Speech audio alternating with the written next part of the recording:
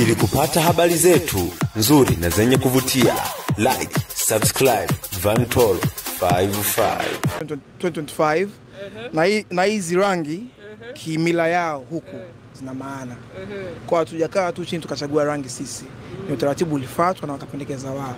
Lakini mbali na hivyo ukanda wetu wa Afrika Mashariki hatujazoea sana rangi hizi kwenye masherehe.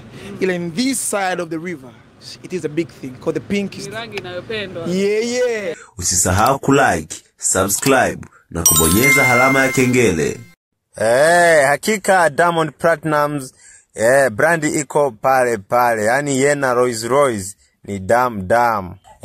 Julize yupo Nigeria lakini Rolls Royce ni pale. Yani yeye popote pale yeye na Rolls Royce. Yupo Nigeria kwenye harusi ya Juma Jux. Hapa ndo walikuwa wametimba kwenye ukumbi. Hapa wanasalimiana na watu wengi sana kama mnavyowaona, wote hapa ni maarufu. Sasa walio wengi wanajiuliza ni kwa nini wasanii wa Tanzania wamevaa majoho ya pinki au wamevaa nguo zenye rangi ya pinki. Walio wengi wanaongea sana, wanajiuliza mengi sana kwa nini wametuaibisha na ni kwa nini wavae mambo kama hayo. Lakini bana ukweli ndo huu hapa.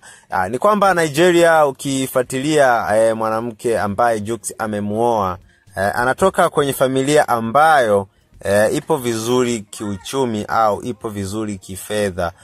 Na unavyojua mambo mengi bana au mambo mengine yanafuata ukoo. Kwa si kwamba wamejichagulia kuvaa rangi ya pinki, bali ni mambo mengine yanafuata ukoo.